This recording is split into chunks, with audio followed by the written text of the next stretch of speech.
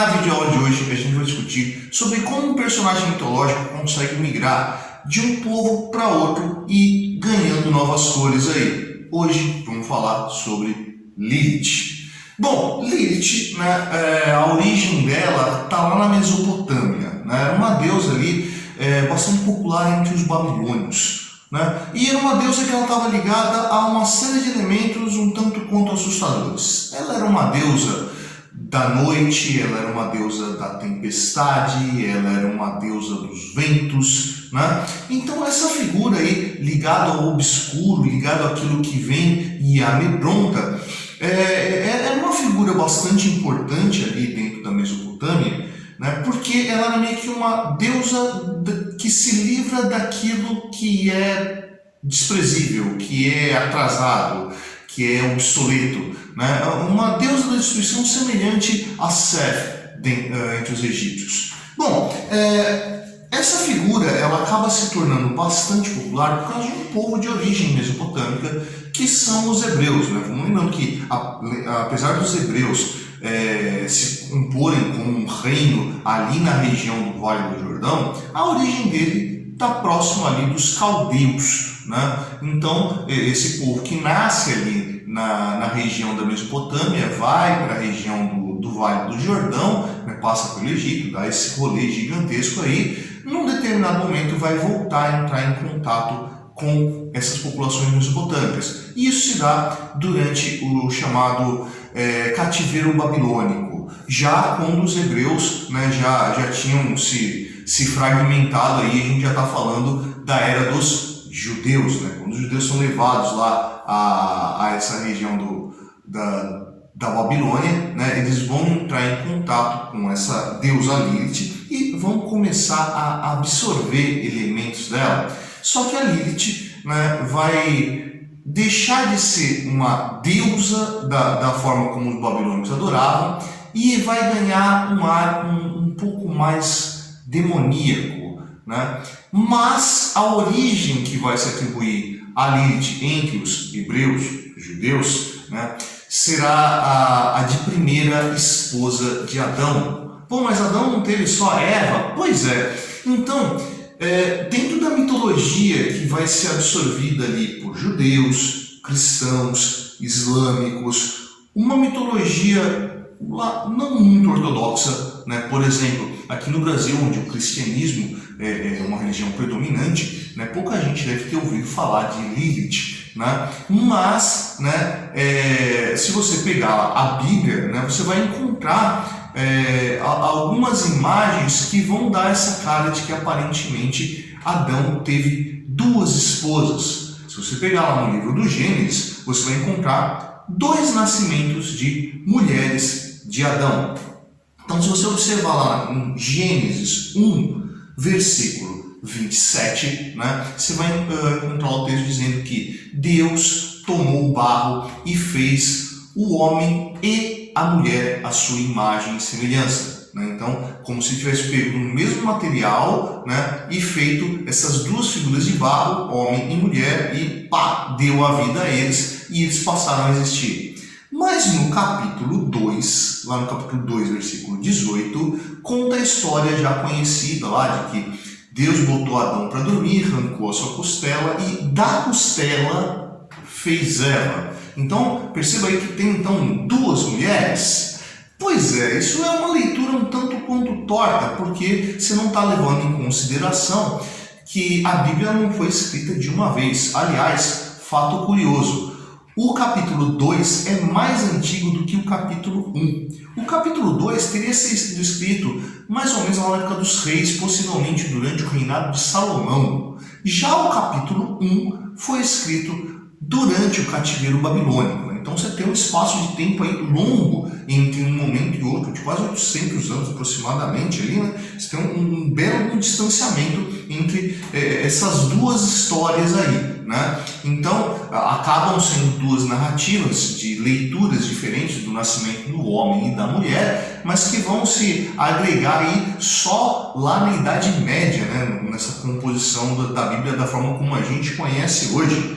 Mas vamos lá, nessa nova mitologia que foi construída aí de que Bom, essa figura que conhecemos aqui na Babilônia, a deusa Lilith, né, teria sido então essa primeira mulher. Então por que Adão teve uma primeira mulher? Que, aliás, em livros apócrifos cristãos, né, em tradições místicas judaicas e até tradições místicas islâmicas, você vai encontrar que essa primeira mulher teria tido o nome de Lilith. E Lilith era uma mulher bastante danada, né? Porque como ela veio da mesma matéria de Adão, ela não aceitava determinadas condições, né? Então, já que o homem e a mulher vieram da mesma matéria, por que então é que o homem está controlando tudo? Porque o homem domina o mundo e a mulher está nessa postura submissa, e a Lilith começa a questionar tanto Adão quanto Deus de, olha, não estou aceitando isso muito bem não,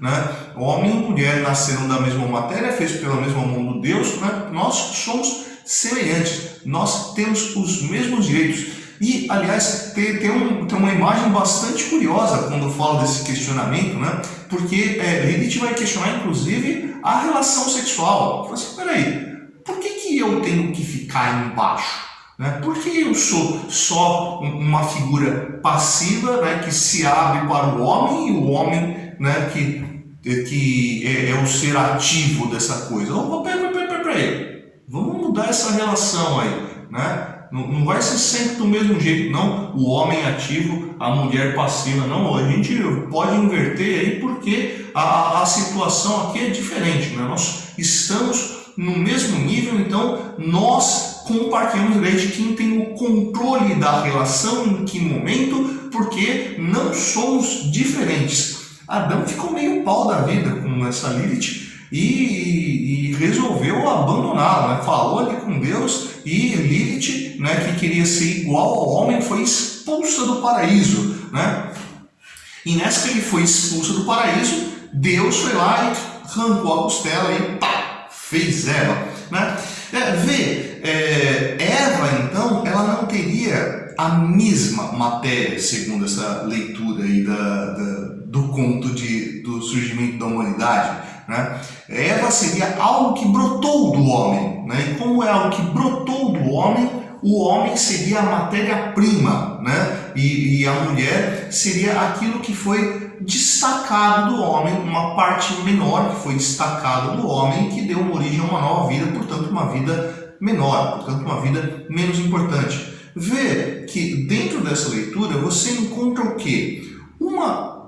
Um questionamento, né, a essa visão masculinizada da cultura que vem ali de judeus, cristãos e islâmicos, né, onde o homem assume um papel mais importante dentro da sociedade, e a Lilith aparece como essa figura questionadora de, opa, não é bem assim. Mas lembra que Lilith vai ganhar aí um ar de demônio, né? Então Lilith, quando foi expulso do paraíso, ficou uma arara com Deus, com Adão e com Eva, né? Que não tinha nada a ver com a história, mas que era o símbolo da degradação de, olha, criar uma coisa menor do que eu para ser a nova mulher, uma coisa que se submete. Cara, eu tenho uma repulsa por essa pessoa e tenho um ódio de Adão fraco que não conseguiu negociar comigo, e um ódio de Deus opressor que quis me colocar num local subalterno, né? E esse posicionamento de Lilith vai mostrar ela como, lembra que ela é uma deusa